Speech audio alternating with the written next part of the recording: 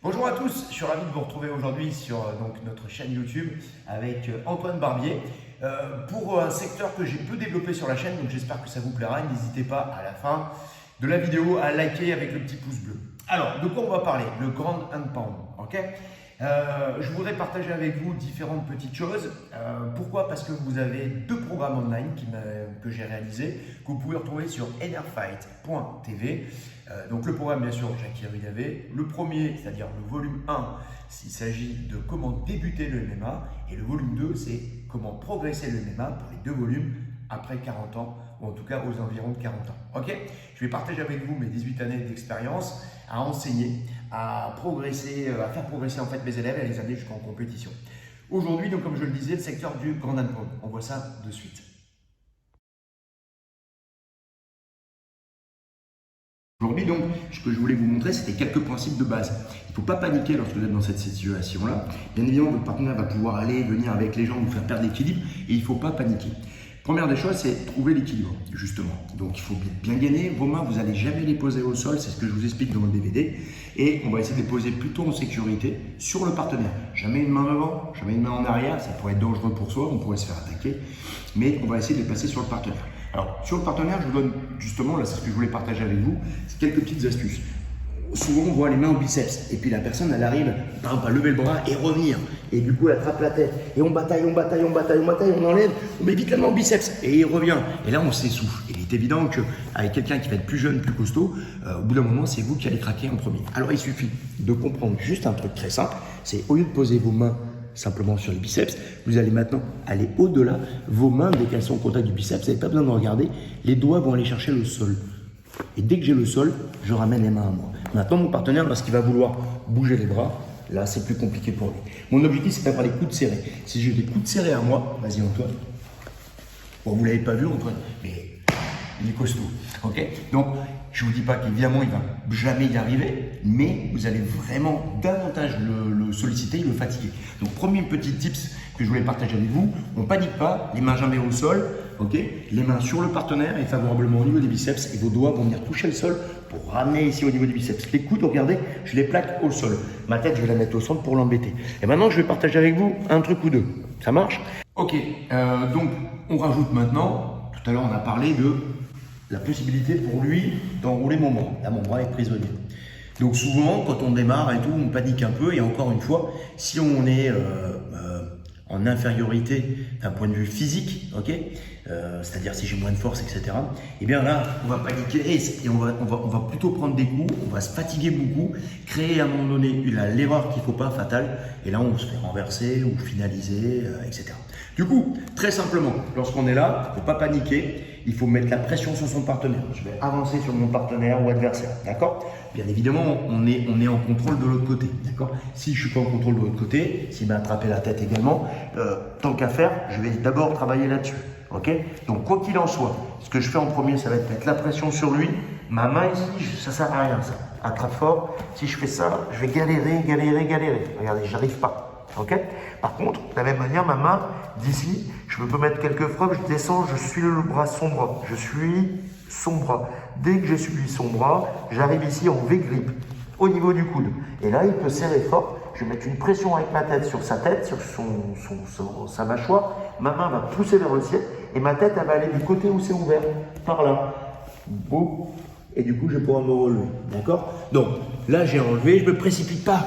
Ah, parce que là, il va pouvoir prendre l'intérieur. C'est lui qui a un contrôle là, il a un deuxième contrôle là. Je ne suis pas bien. Donc, il m'a attrapé ici.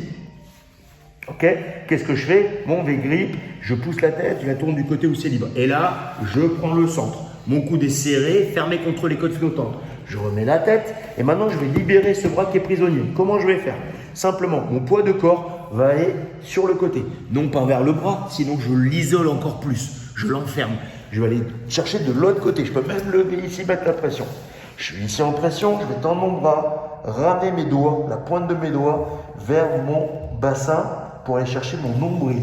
Et lorsque je suis là, je vais pouvoir remonter et reprendre le centre. Ok? Donc, on essaye de faire un petit récap. Première chose, c'est quoi? Les mains sur le partenaire. Deuxièmement, jamais une main en avant, une main en arrière. On essaye d'aligner les mains à la même hauteur. Ok, je serai plus fort. Ensuite, idéalement, il faut toujours chercher à être en 3 à l'intérieur, pas les mains à l'extérieur, à l'intérieur. C'est moi qui contrôle, à l'intérieur. Une fois que j'ai l'intérieur, je vais essayer non pas d'être à l'intérieur avec les coudes ouverts, mais je vais avoir mes mains qui vont chercher le sol, serrer les coudes. Ça marche? Maintenant, on va voir les défenses lorsque lui est actif. Soit il va, par exemple, enrouler mon bras. Il a réussi à enrouler mon bras. Je mets mon poids du corps à l'opposé. Mes pointes de doigts viennent chercher ma hanche. Ensuite, je remonte vers mon nombril et je reviens au centre. Boum, ça marche. Ensuite, si jamais il m'a attrapé la tête, je vais mettre ma main jusqu'à son coude. Je vais chercher le V-grip.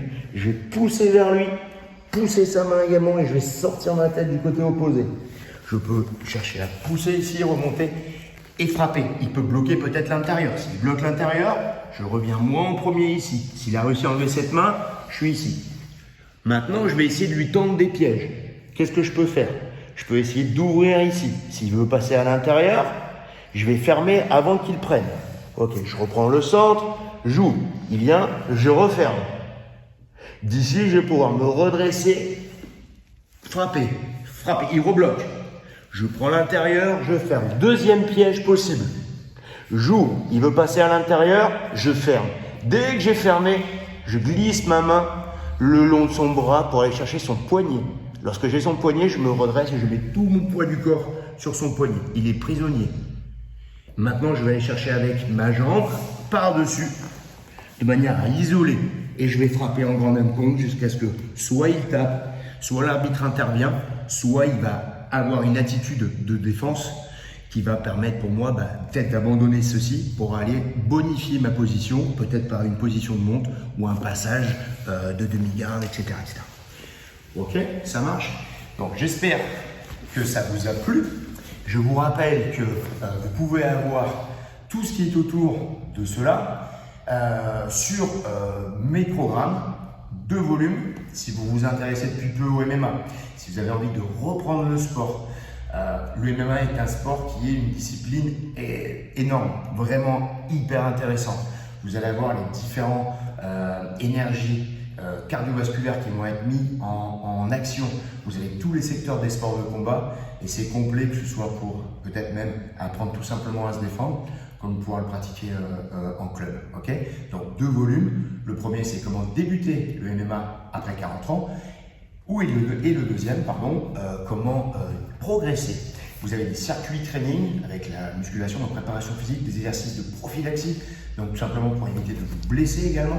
Parce que souvent on veut reprendre le sport, on ne sait pas trop comment faire, et puis on le voit beaucoup chaque année au club, les gens viennent, des fois ils disparaissent, etc. Ils reviennent, pourquoi? Parce qu'ils se blessent. Vous ne passez pas de la sédentarité de suite à l'hyperactivité. Okay, donc tout ça vous allez pouvoir retrouver sur la plateforme enerfight.tv. J'accueillerai pour mes 2 programmes, comment débuter, comment progresser le MMA après 40 ans. Ceci est la partie du Van Pan. Si vous avez des questions, n'hésitez pas, c'est en dessous ça se passe.